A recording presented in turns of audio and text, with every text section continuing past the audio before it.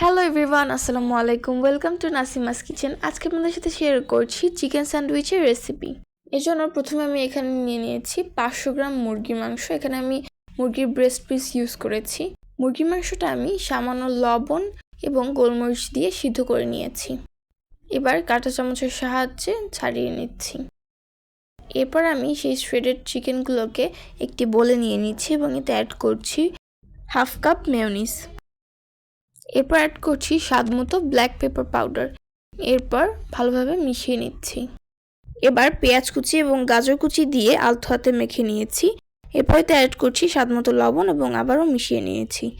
এরপর এখানে আমি 2টি ব্রেড নিয়েছি এবং ব্রেডের চারপাশের অংশগুলো কেটে নিয়েছি। এরপর চিকেনের পুর দিয়ে স্যান্ডউইচ তৈরি করে নিচ্ছি।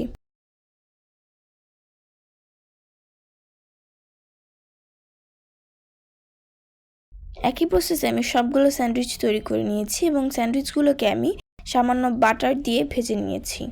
তৈরি হয়ে গেল মজাদার চিকেন স্যান্ডউইচ। এই রেসিপিটি আপনারা চাইলে খুব সহজেই তৈরি করে নিতে পারেন। আজকের ভিডিওটি এই পর্যন্তই। দেখা হচ্ছে নেক্সট ভিডিওতে। আল্লাহ হাফেজ।